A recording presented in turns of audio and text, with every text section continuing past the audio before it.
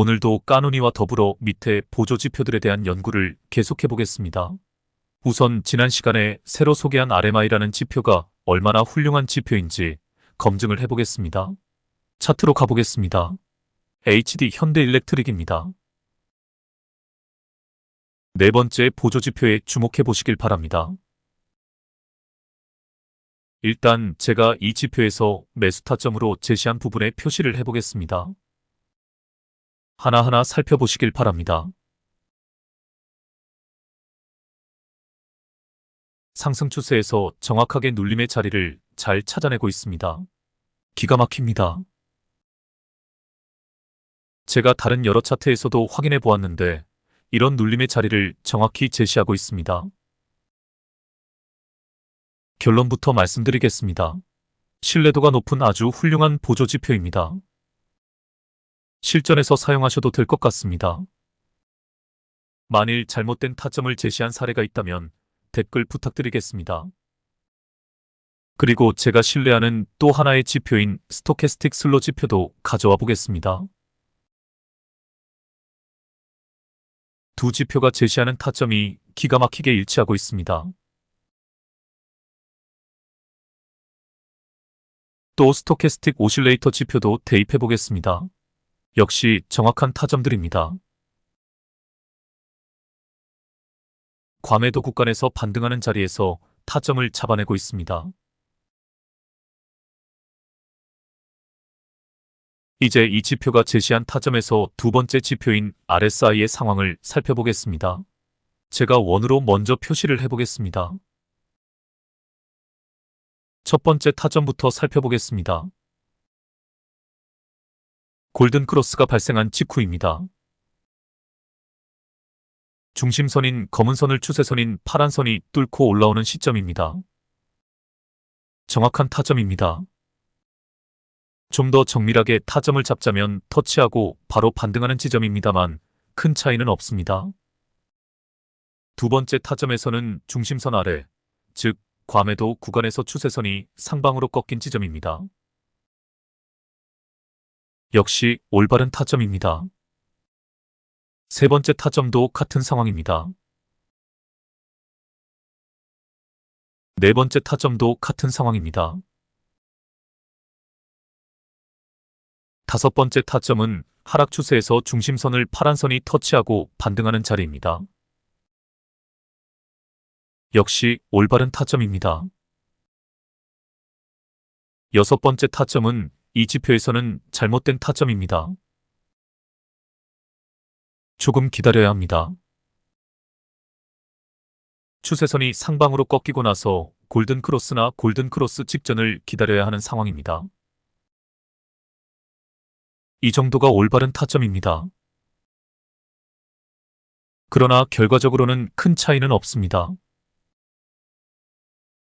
네 번째 보조지표에서도 이 지점을 타점으로 잡으라고 제시하고 있기도 합니다. 다음 일곱 번째 타점을 보겠습니다. 역시 중심선을 파란 선이 터치하고 반등하는 자리입니다.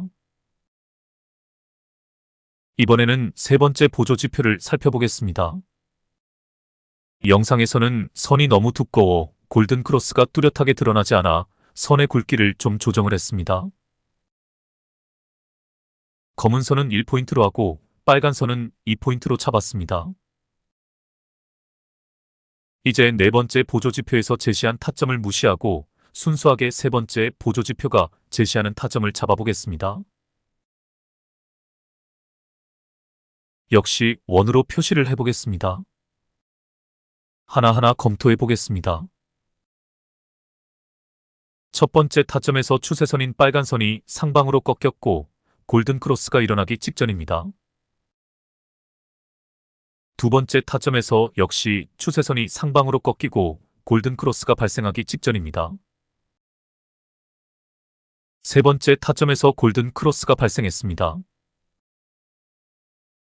네 번째 타점에서 하락 추세가 멈추고 살짝 추세선이 상방으로 꺾였습니다. 다섯 번째 타점에서 확실하게 추세선이 상방으로 꺾였습니다. 여섯 번째 타점에서 추세선이 상방으로 꺾이면서 골든 크로스가 발생하기 직전입니다. 결론적으로 보면 네 번째 보조지표가 제시한 타점과 큰 차이점이 없습니다. 세 번째 보조지표가 약간 늦게 타점을 제시하고 있을 뿐입니다. 정리해 보겠습니다. 실전에서 이렇게 활용하면 될 것 같습니다. 네 번째 보조지표에서 확연하게 타점이 나오면 두 번째 그리고 세 번째 보조지표에서 재차 타점을 검증하고 진입을 하면 될 것 같습니다. 이 세 가지 보조지표를 가지고도 충분히 눌림에서 반등하는 자리를 찾아낼 수 있다는 결론에 이르게 됩니다. 실전에서 잘 활용해 보시길 바랍니다. 이제 차트를 전체적으로 보겠습니다. 이렇게 완만하게 우상향하는 차트는 장기적인 관점에서 아주 좋은 차트입니다. 파동을 그리며 무리 없이 상승세를 이어가고 있습니다. 특히 최근의 상승세가 가파른 것이 눈에 띕니다. 이 종목은 시총이 무거운 우량주이기에 급등하는 지점은 없지만 2년 동안 꾸준히 상승세를 이어왔습니다. 만일 저점에서 이 종목을 잡았다면 계속 끌고 가면서 눌림의 자리에서 추가 매수를 할 수 있는 것입니다. 방금 살펴본 대로 대략 6번 내지 7번의 추가 매수 타이밍이 나옵니다. 까누니를 활용했다면 더 많은 추가 매수의 기회가 등장합니다. 하지만 까누니 타점은 잘못된 곳도 덜어 있습니다. 까누니의 단점을 커버해주는 것이 반딧대거지입니다. 반딧대거지가 등장한 시점에서는 거의 완벽한 타점이 나옵니다. 제 구독자 중에 연세가 꽤 되신 분들도 있습니다. 가끔 댓글을 주시는데 뒤늦게나마 제 영상을 통해 주식을 바라보는 눈이 많이 좋아졌다고 하십니다. 큰 보람을 느낍니다. 그분들에게 권하고 싶습니다. 올 한 해 단주로 연습하신 후에 내년에 이런 우량한 종목을 하나 정확히 잡아 눌림의 자리에서 추가 매수하시는 방법으로 2, 3년을 끌고 가신 후 수익 실현하시면 좋을 것 같습니다. 이게 바로 줍줍기법입니다. 다시 차트를 전체적으로 보겠습니다. 상승하는 과정에서 눌림이 나올 때 황금선의 지지를 잘 받고 있습니다. 간혹 황금선 아래로 주가가 떨어진 지점도 있지만 전체적으로 황금선의 지지를 잘 받고 있습니다. 정밀하게 타점을 잡기 힘드신 분들은 황금선을 터치하고 반등하는 자리에서 추가 매수를 할 수 있다는 뜻이 됩니다. 또한 반디가 떼거지로 등장하는 지점에 주목해 보시길 바랍니다. 반디들이 기가 막힌 타점을 제시하고 있습니다. 반디 떼거지가 등장한 지점의 까누니를 활용하면 거의 완벽하게 타점을 잡을 수 있습니다. 느긋하고 여유있게 수익을 창출하기 위해서는 저같이 최저 거래량 기법을 사용해 애를 쓰지 않아도 반디와 까누니만 활용해도 충분할 것 같습니다.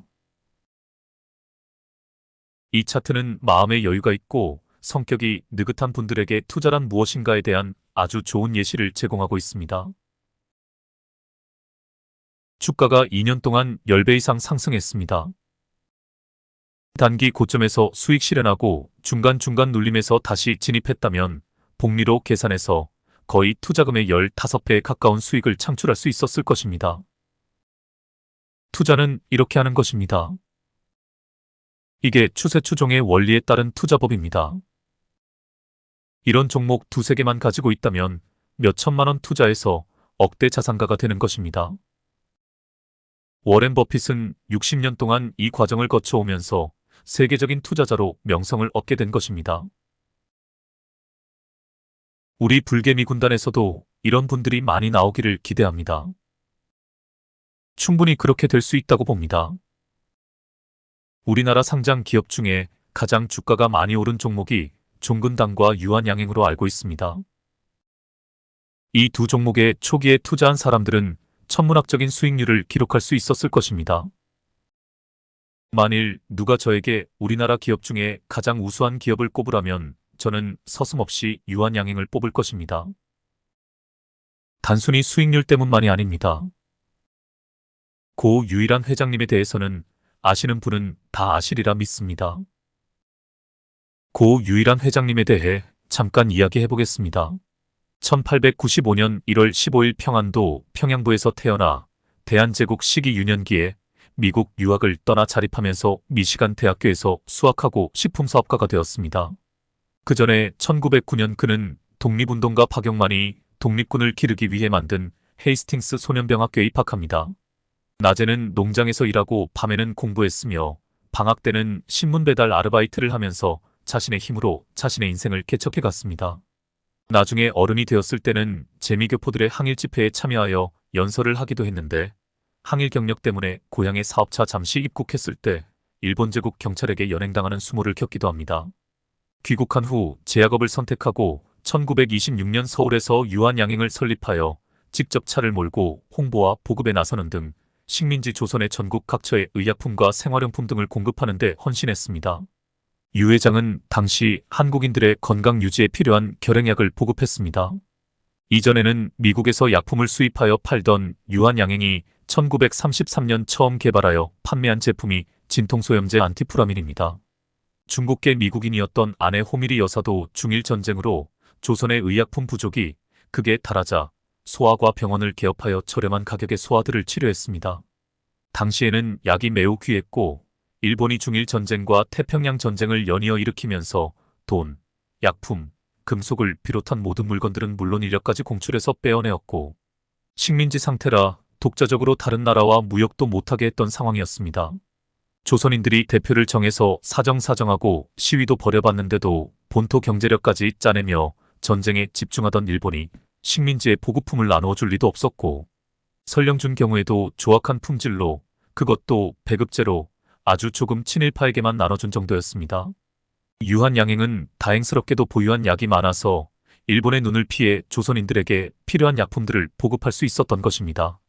최초로 종업원지 주제를 시행하여 후생복지시설을 세우는 등 회사의 임직원에게 철저한 복지 정책으로 혜택을 주기도 했습니다. 또한 유 회장은 미국 유학 당시 은밀히 조선의 독립운동에도 힘써 맹호군 창설을 주도하고 넵코 작전에 직접 참여하는 등 재미한 인사회에서 영향력 있는 인물로 성장한 배경이 있습니다. 식민지 시기에 만주, 중국, 대만, 일본 등 해외 시장까지 진출했으며 광복 후에도 계속 기업을 운영하면서 윤리경영과 모범 납세, 국익우선, 정경유착 사절을 원칙으로 삼았고 전쟁을 거친 기업을 재건하는 데 사력을 다하기도 했습니다. 이후 이승만, 박정희 시기 정치자금 미납에 대한 보복 조치로 세무조사를 받았으나 탈세 내역이 발견되지 않아서 박정희로부터는 오히려 훈장을 받기도 했습니다. 이 부분이 상당히 중요한 대목입니다. 기업의 목적은 뭐니 해도 이윤 추구입니다. 하지만 그 방법이 중요합니다. 정경유착이나 탈세 그리고 주주들의 등골을 빼먹는 유상증자나 시비 발행이 일반화되어 있는 우리나라 기업 풍토에서 유일한 회장의 경영 방식은 가장 모범적인 기업 경영의 선례로 남아 있습니다. 철저하게 동전 한 푼 숨기지 않고 법인세를 냈던 유한양행은 1968년에 대한민국 정부로부터 모범납세법인으로 선정되어 동탑산업훈장을 받았습니다. 이때의 에피소드가 우리나라 기업 역사에 전설로 남아 있습니다. 당시 박정희 정권은 부정부패 단속을 위한 시범 케이스로 어느 기업을 때려잡을 생각을 하고 있었지만 정권 생각만 그럴 뿐 현실은 그것을 이용한 기업인들과 정치인끼리 정치자금을 대가로 서로 봐주는 상황이었습니다. 대표적으로 현대그룹, 즉 정주영은 철저히 정권의 비위를 맞춰주면서 정부의 대규모 토건 정책을 수주받아 대기업이 되었습니다. 하지만 유일한은 청렴 정직한 성격상 당연히 정치자금을 주는 것을 거절했습니다. 이런 행동은 결국 권력자의 좋은 먹잇감이 될 수밖에 없었고 유한양행은 세무조사에 집중 포격을 받습니다. 그 후 국세청으로부터 강도 높은 세무조사를 여러 차례 받았습니다. 처음엔 예고하고 다음엔 불시에 조사하는 여러 가지 방식으로 유한양행을 조사했으나 당시 세무조사원이 아무리 털어도 먼지 한 톨 안 나는 사람이 진짜 있구나라고 말할 정도로 탈세 내역이 전혀 발견되지 않았다고 합니다. 한술 더 떠 굳이 내지 않아도 될 것 같은 세금까지 자진해서 내는 이 회사를 보고 어이가 없었다고 전해집니다. 김만태 당시 유한양행 세무감찰팀장이 증언한 바에 의하면 20일 정도 조사를 하니까 무슨 한국에 이런 업체가 있나 싶은 생각이 들 정도였다고 합니다. 게다가 제조한 약품들도 관련 당국에 갖고 가서 이상이 있는지 검사를 해보니 약들도 아무런 이상이 없었습니다. 오히려 제조 과정에서 재료에 손실이 생길 것을 대비해 원재료를 손실분 만큼 더 넣어 정량을 딱 맞춰 제조하고 있었습니다. 이 때문에 일제 및 독재 정권과의 결탁, 정경유착, 가족 경영, 노동자 탄압, 탈세, 부정축제 등의 비판에서 완전히 자유롭지 못한 대다수의 대한민국 기업인들 가운데 거의 유일하게 위인의 한 사람으로 인정받는 인물입니다. 그뿐만이 아닙니다. 산업 인재를 양성하기 위해 유한공업고등학교와 유한대학교를 설립하거나 보건장학회, 연세대학교를 비롯한 각종 공익재단에 여러 차례 기부를 하는 등 사회에도 많은 공헌을 했습니다. 그리고 말년에 회사 경영권을 가족이 아닌 사람에게 일임했으며 1971년 세상을 떠나면서 전 재산을 사회와 교육에 기증했습니다. 죽기 전에도 유한재단을 통해 유한공고와 유한대학교를 설립했으며 연세대학교 의료원 세브란스 병원에도 주식만 2,000주를 기부했습니다. 기부 조건으로 주식을 의학과 연구교육을 위한 활동에만 쓰라고 못 박았습니다. 이는 세브란스 병원이 현재의 대형 병원으로 발전하는 데 큰 도움을 주었습니다. 1936년에는 대한민국 기업 최초로 전사원 주주제를 실시하였습니다. 유일한 회장이 가지고 있던 주식의 52%를 당시 사원들한테 무상으로 나눠주었습니다. 그리고 역시 대한민국 최초로 전문 경영인 CEO 제도를 실시한 기업이기도 합니다. 이는 유일한 박사가 조건순 전무에게 경영권을 계승함으로써 직접 시행했습니다. 다시 말해 가족의 경영권 세습을 안 했다는 뜻입니다. 이후 자신의 일가 친척들을 모조리 유한양행에서 해고하거나 사직시키고 보유한 주식도 처분해서 유한양행 경영에 전혀 간섭하지 못하게 했습니다. 당시 유한양행에서 근무했던 연만희와 대화에서 유일하는 연만희에게 내가 살아있을 때 다 정리하고 나가야 유한양행이 영원히 전문 경영인 체제로 운영되는 거야. 라는 말을 했다고 합니다. 이 사회를 좀 먹는 가장 대표적인 악습 중에 하나가 바로 세습입니다. 그리고 가족 경영입니다.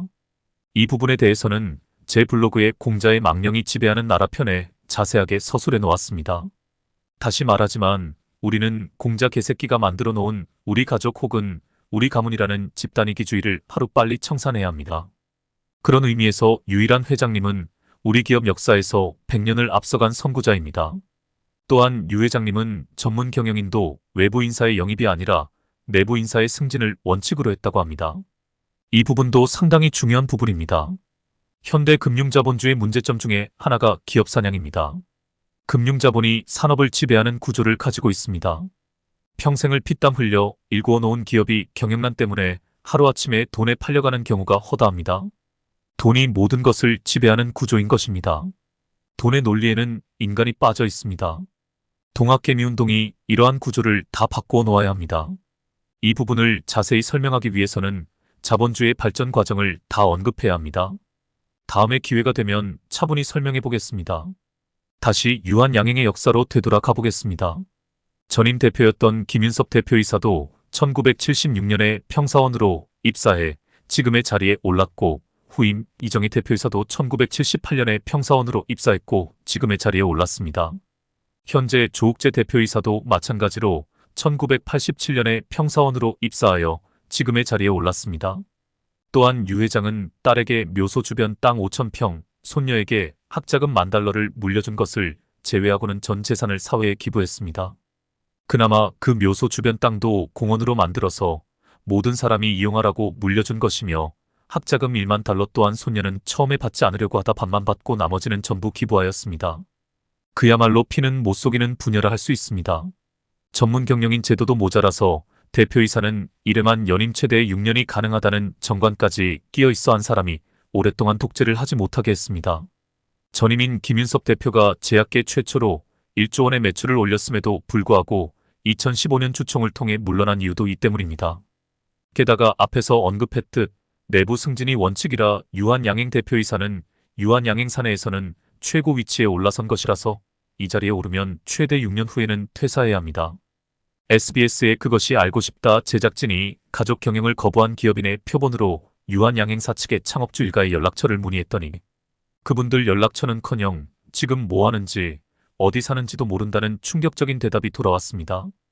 유일한 박사 본인이 임종 직전 회사에 남아있던 일가 친척을 한 명도 빠짐없이 몽땅 해고했기 때문입니다. 지금 유한양행에는 단 한 명도 일가 친척이 남아있지 않다고 합니다. 다만 퇴직금은 비교적 후했는데 유특한 회장은 퇴직금이 너무 많다며 반환하기 위해 형에게 소송을 걸었습니다. 굳이 소송까지 걸 일이냐고 물었더니 판례를 만들어야 다음에 이런 일이 반복되지 않는다고 말했다고 합니다. 과연 그 형의 그 동생이라고 할 수 있겠습니다. 게다가 유한양행 창업주의 혈육은 유한양행 및 관련 계열사의 입사가 금지되어 있으며 유한양행과 선을 그으려하고 있다고 합니다. 다만 유일한 박사의 동생인 유특한 회장은 유유그룹의 창업주로 이분은 가족 경영을 했습니다. 그러나 유특한 역시 형만큼은 아니라도 굉장히 도덕적인 사람입니다. 형인 유일한 박사가 유특한 회장에게 자신처럼 전문 경영인을 들릴 것을 권유했을 때 유특한의 대답이 재미있습니다. 실제로 유유그룹의 공동 창업주이자 남동생인 유특한에게 특한이 너도 형처럼 전문 경영인을 들이는 데에는 어떻게 생각하냐? 고 권유하자 꽤나 망설인 유특한이 죄송합니다, 형님. 저는 그릇이 작아서 라고 대답했다고 합니다. 유일한은 하긴 피는 물보다 진한 법이지. 적어도 친일파만 안 된다면 말이야. 라고 대답했다고 합니다. 유한양행에서 분리된 후에도 유일한과 유특한은 가까운 사이를 유지했습니다. 유유그룹이 만든 비타임과 비나폴로도 유일한의 조언을 듣고 지은 약품명입니다. 형이 너무 뛰어나서 그렇지 동생인 유특한도 성공했고 존경받을 만한 기업가입니다.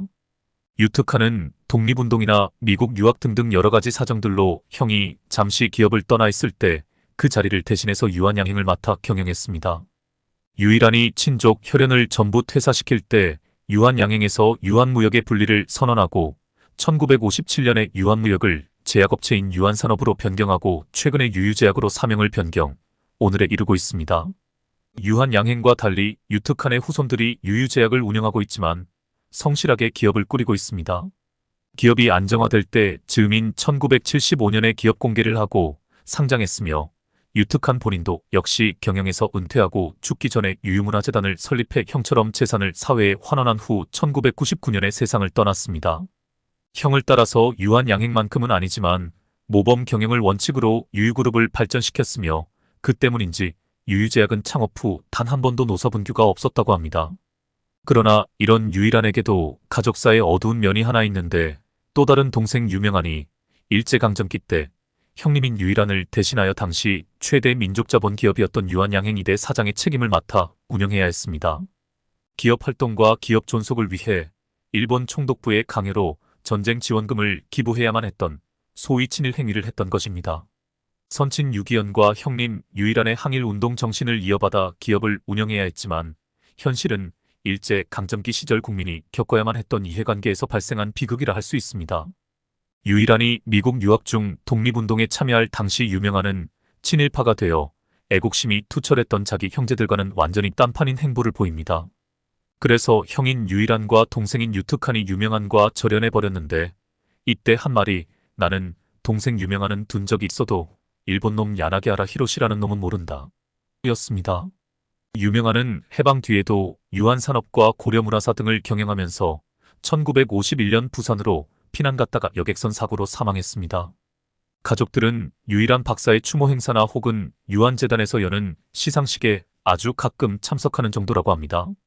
이 세상에서 가장 무서운 것이 역사입니다. 우리가 흔히 역사의 심판이라는 말을 많이 씁니다. 그것이 무엇을 의미하는지 유한양행의 역사를 보면 알 수 있습니다.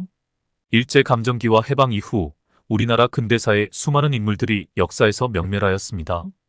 어떤 이름은 오욕으로 남고 어떤 이름은 존경과 흠모의 대상이 됩니다. 이완용의 후손들은 정체도 드러내지 못하고 해외로 도피하여 숨어 살고 있습니다. 반면 오랫동안 이역만리 타국에 잠들어 있던 홍범도 장군의 시신이 본국으로 송환되어 국립묘지에 안장되었습니다. 앞으로 영원히 우리의 역사에서 전두환이란 이름 앞에는 살인마라는 수식어가 따라다닐 것입니다. 역사가 이렇게 무서운 것입니다. 우리나라 기업인 중에 유한일 박사처럼 이렇게 훌륭한 위인이 있지만 아직 유한일 박사에 대해 제대로 조명한 다큐나 영화 한 편이 만들어지지 않고 있습니다. 우리 불개미 군단이 이 사회에서 영향력이 생긴다면 우리나라 독립운동사부터 시작해서 기가 막힌 다큐와 영화를 제작할 생각입니다. 저는 인기라는 것이 뭔지 아는 사람입니다. 어떻게 해야 사람들의 주목을 받고 흥미를 이끄는지 아는 사람입니다. 학원 강사 시절부터 학생들의 인기를 끌기 위해 무엇을 어떻게 해야 하는지 연구해온 사람입니다. 때가 되면 이런 저의 재능을 한껏 살려 제대로 바람몰이를 해볼 생각입니다. 그저 단순히 국뽕을 이야기하는 것이 아닙니다. 역사 바로 세우기입니다. 철저한 고증과 객관적인 사료를 가지고 우리 근대사의 위대한 인물들에 대해 조명을 하고 그들의 삶이 남긴 자취와 교훈을 한 땀 한 땀 찾아갈 것입니다. 드라마틱하고 너무너무 흥미로운 인물들이 수도 없이 많습니다. 우리 역사 자체가 하나의 대하 소설이고 대하 드라마입니다. 이런 좋은 소재들이 넘쳐나는데 왜 이런 훌륭한 인물들이 K 콘텐츠에서 활용되지 못하는지 아십니까? 다 친일파 개새끼들 때문입니다. 지들 정체가 드러나는 것이 두려운 것입니다. 저는 사실 주식을 해야 하는 사람이 아니고 죽을 때까지 역사를 공부해야 하는 사람입니다. 그게 제 천명인 줄 알았습니다. 그런데 어떻게 하다 보니 이 시장에 발을 딛게 되어 여기까지 왔습니다. 하지만 이것도 하늘이 제게 주신 사명이라 생각하고 있습니다. 이 과정을 거쳐야 제가 그리고 궁극적으로 불개미 군단이 사회적으로 영향력 있는 힘을 발휘할 수 있게 될 것입니다. 우리나라 최초의 근대적 혁명이라 할 수 있는 동학운동이 왜 실패했는지 아십니까? 시대의 조류를 정확히 읽지 못했기 때문입니다. 군자는 때를 아는 사람이라고 했습니다. 아직 나의 때가 오지 않았을 때는 은근히 힘을 기르는 지혜가 필요합니다. 우리는 지금 힘을 기르고 있는 중입니다. 실력 있는 사람이 되어야 어디 가서도 그 사람이 영향력을 발휘할 수 있습니다. 우리 모두 주식시장에서 실력 있는 고수로 거듭나야 합니다. 그 역사적 사명이 여러분에게 있는 것입니다. 공부를 안 할 수가 없습니다. 공부로 실력을 기르고 힘을 길러야 합니다. 그래야 무슨 일을 해도 제대로 할 수 있습니다. 오늘은 여기까지만 하겠습니다. 종목 공부, 차트 공부를 통해 우리나라 주식에 대해 빠삭하게 섭렵해야 합니다. 내년부터는 폭발적인 수익을 내야 합니다. 그리고 유한양행처럼 우수한 기업들을 발굴해내야 합니다. 남들보다 앞서 그 기업에 투자해야 합니다. 더 이상 설명하지 않겠습니다. 우리가 무엇을 어떻게 해야 하는지 각자 잘 생각해 보시길 바랍니다. 오늘은 이것으로 마치겠습니다. 다음에 뵙겠습니다. 한 종목만 더 보고 마치겠습니다. 오늘 장중 단타로 꽤 수익이 난 종목이 있습니다. 일봉상 흐름도 좋아 소개해 보겠습니다. 까눈이 나오세요. 27일 한국거래소에 따르면 효성그룹 계열의 상장사 갤럭시 ISM은 24.77 상승한 3,350원에 거래를 마쳤다. 갤럭시 ISM은 STO, 즉 증권형 토큰 사업자 갤럭시 아머니트리의 지분을 갖고 있다. 갤럭시 아머니트리 주가도 이날 5.85 올랐다. 우리기술투자 10.37, IT센 6.22, 서울옥션 2.64 등도 상승세다. 갤럭시 아머니트리는 신재생에너지, IT센은 실물금속 기반 STO 사업을 추진 중이다. 서울옥션은 계열사 서울옥션블루의 미술품 STO가 지난달 첫 청약을 진행하기도 했다. 우리기술투자는 STO 솔루션 업체에 지분 투자를 진행하며 관련주가 됐다. 이들 주가는 최근 한 달을 기준으로도 상승세다. 이달 들어 갤럭시 ISM 48.68, 우리기술투자 43.12로 주가 상승이 두드러졌다. 이달 중순 급등세를 겪은 후 주가가 잠시 조정됐던 갤럭시 아머니트리 12.10, IT센 4.74, 서울옥션 5.83도 회복 추세다. 여야의 총선 공약이 투자자 관심을 끌었다는 평가다. 최근 양당이 암호화폐 공약 발표에 힘을 쏟는 가운데 STO 법제화 관련 내용도 속속 포함되고 있다. 지난 21일 더불어민주당은 디지털 자산 제도화 공약 발표를 통해 STO 법제화 신속 추진을 언급했다. 전통적 증권에서 다루지 못하는 자산들의 제도권 거래 허용, 장외 유통 플랫폼 활성화 방안 등을 담았다. 국민의힘도 조만간 디지털 자산 종합 공약을 발표할 것으로 알려졌다. 국민의힘에선 이미 지난해 7월 윤창현 의원이 전자증권법 자본시장법 개정안을 대표 발의했다. 연내 법안 통과를 목표로 내건 상황이다. 주가엔 기대감이 감돌지만 정작 결과물을 내야 할 STO 업계의 시름은 깊어지고 있다. 공약이 구호에 그칠 수 있다는 우려 때문이다. 지난해 발의된 개정안에 따르면 토큰증권 ST는 비금전 신탁 수익증권과 투자계약증권으로 나뉜다. 전자는 부동산 STO가 속하고 후자는 미술품 등 가치 측정이 까다로운 STO가 포함된다. 비금전 신탁 수익증권의 경우 규제 샌드박스가 작동 중이지만 투자계약증권은 그렇지 못해 유통거래가 막혀있다. 한국거래소가 새로운 거래소 개설을 통해 이를 해결하겠다고 선언했지만 상장금액 30억 원 이상이란 까다로운 조건이 부여될 전망이다. 시장 활성화를 위해선 준비된 법안의 통과가 시급한 셈이다. 하지만 국회 정무위원회는 4월 총선이 코앞으로 다가오며 관련 논의를 사실상 중단한 상태다. 법안 지연으로 인해 증권 신고에 도전하는 투자계약증권 발행사 그리고 협업 부도를 그린 다수 증권사는 사업 위축이 불가피한 상황이다. 장외거래 시장의 일반 투자자 한도 제한 여부 등 법안 통과 이후에만 진행될 수 있는 세부 사항도 기약이 없어졌다는 평가다. 지연되는 논의는 4월 총선을 전후의 주가에도 악재로 작용할 가능성이 있다. 업계 한 관계자는 정무위 의원 일부가 STO를 암호화폐 정책의 부수적 요소 정도로 인식하고 있어 원래도 논의가 느렸다며 법안을 대표 발의한 윤 의원도 대전 동구에서 선거를 치러야 하는 판에 하반기에도 제대로 법안 논의가 이루어질 수 있을지 미지수라고 토로했다. 전에 제가 이 증권형 토큰, 즉 STO에 대해 자세히 설명한 적이 있습니다. 앞으로 증권형 토큰뿐만 아니라 블록체인을 기반으로 한 비즈니스 모델이 계속 등장할 것입니다. 정부와 사회에서 정보를 안전하게 저장하고 관리하는 데 있어서 아주 효율적인 이 기술을 사용한 비즈니스 모델을 도입하는 기업이 미래를 선도해 나아갈 것입니다.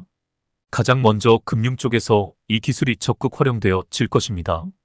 은행과 금융기업들은 거래 정보를 안전하게 보호하고자 블록체인 기술을 도입하여 거래 내역을 블록 단위로 연결하여 블록체인 상에 저장함으로써 보안성을 높이고 투명성을 확보하게 될 것입니다. 그만큼 사람들의 신뢰도가 높아져 이 기술을 도입한 기업의 플랫폼을 우선적으로 이용하게 될 것입니다. 게다가 이를 통해 거래 정보의 변조를 막을 뿐 아니라 중개인 없이 직접 거래를 할 수 있는 장점을 가지고 있습니다. 다음으로 제조업 분야에서는 블록체인 기술을 활용하여 전체 공급망을 관리하고 제품의 흐름을 추적할 수 있게 함으로써 제품의 안전성과 품질을 보증하고 있습니다. 이를 통해 불량품의 유통을 방지하고 원료의 출처를 추적하여 투명성을 확보하게 될 것입니다. 개인 간의 유통도 이 기술을 통해 활발해질 것이며 전 세계 공급망을 가진 블록체인 기술을 기반으로 한 플랫폼이 있다면 아프리카의 민속 공예품을 클릭 몇 번으로 구매할 수 있는 시대가 올 것입니다. 의료 분야에서는 개인의 의료 기록을 블록체인 상에 안전하게 저장하여 필요시에 안전하게 공유할 수 있도록 하고 있습니다. 이지케어텍 같은 정보 공유 플랫폼을 통해 건강 기록의 품질과 보안성을 보장하여 환자의 안전을 지키게 될 것입니다. 이러한 산업 적용 사례를 통해 블록체인 기술은 다양한 분야에서 안전성과 투명성을 확보하고 비즈니스 모델을 혁신하게 될 것이고 결국 인류 전체는 이 기술로 빠르고 안전하게 소통하게 될 것입니다. 블록체인 프로젝트는 더 많은 산업 분야에서의 적용 가능성을 모색하고 있으며 기술의 발전과 함께 더 많은 혁신을 이루어낼 것입니다. 하지만 문제는 법제화입니다. STO 법제화하는 것도 이렇게 늑장을 부리는 것이 우리나라 국회의원 개새끼들입니다. 전 세계가 지금 어떻게 빨리 돌아가는지도 모르고 그저 하는 일이라고는. 제가 또 욕이 안 나올 수 없습니다. 밥 처먹고 하는 일이라고는 뒷구멍으로 돈 받아 처먹을 궁리만 하는 놈들입니다. 싹 다 청소해버려야 합니다. 제 정신 건강을 위해 더 이상 언급하지 않겠습니다. 차트로 가보겠습니다. 갤럭시 RSM입니다. 이렇게 보니 네 번째 보조지표의 단점이 드러나네요. 단순하게 네 번째 보조지표에서 제시한 타점에 선을 그어보겠습니다.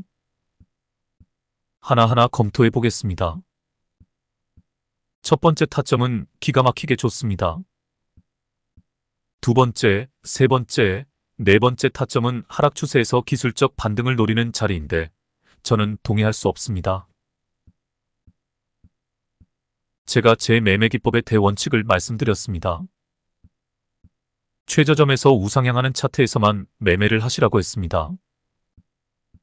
그래서 이 부분은 패스하겠습니다. 제 원칙에 따라 최저점에서 타점을 잡자면 여기입니다. 반디 골파기 공중부양입니다. 까누니도 떴네요. 볼벤도 바닥에 붙었습니다. 까누니가 뜨기 전에 타점을 잡아야 수익을 극대화할 수 있는 자리입니다.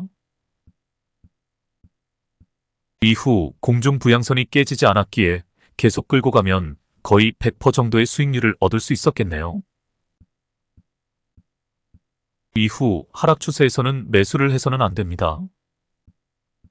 그래서 이 부분에서도 네 번째 보조지표의 타점은 그냥 무시하시면 됩니다.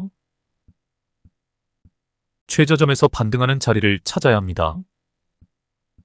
정확히 황금선 근처에서 반등을 시작합니다. 반디 떼거지와 더불어 까누니가 5개나 떴습니다. 두 번째 보조지표와 세 번째 보조지표를 이용해 타점을 잡아보시길 바랍니다. 네 번째 보조지표가 제시한 타점과 거의 일치합니다. 제가 검토해 보겠습니다. 두 번째 보조지표에서 파란 선이 검은색 중심선 근처에서 골든 크로스가 발생하기 직전입니다. 세 번째 보조지표에서 빨간 선이 하락세에서 횡보로 바뀌는 시점입니다. 방향 전환의 신호입니다. 반딧대거지, 까누니, 두 번째, 세 번째, 네 번째 보조지표를 종합적으로 활용하면 거의 완벽한 타점을 잡을 수 있습니다. 이후 최근에 나온 타점은 최저 거래량 기법으로 확실하게 타점을 잡을 수 있습니다. 바로 여기입니다. 도지 캔들이면서 거래량은 줄었는데 가격은 오히려 상승한 지점입니다. 두 번째, 세 번째 보조지표에서도 반등의 신호가 나왔습니다. 기준선을 터치하고 반등하는 자리입니다. 지금까지 제가 소개한 보조지표의 특성을 완벽하게 숙지하고 활용하신다면 아마 최고의 트레이더가 되실 수 있으실 것입니다. 제가 유튜브에서 활동하는 트레이더들을 싹 다 조사를 해보았습니다. 물론 그분들은 각기 다른 장점을 가지고 있습니다. 뉴스 분석이나 뉴스 접근 능력이 뛰어난 분도 있고 또 어떤 분은 차트 분석에 있어서 만큼은 타의 추종을 불허하는 분도 있습니다. 또한 조건 검색식이나 신호 검색을 잘 만드시는 분도 있습니다. 또 어떤 분은 공시 일정에 따라 일명 공시 매매에 특화된 분도 있습니다. 모든 것이 종합적으로 조합되어야 진짜 고수가 될 수 있지만 차트상에서 눌림이 자리를 찾는 것에 있어서 만큼은 제 기법을 따라올 수 있는 사람을 아직 보지 못했습니다. 이거는 제 자랑을 하려는 의도가 아닙니다. 여러분에게 확신을 드리기 위함입니다.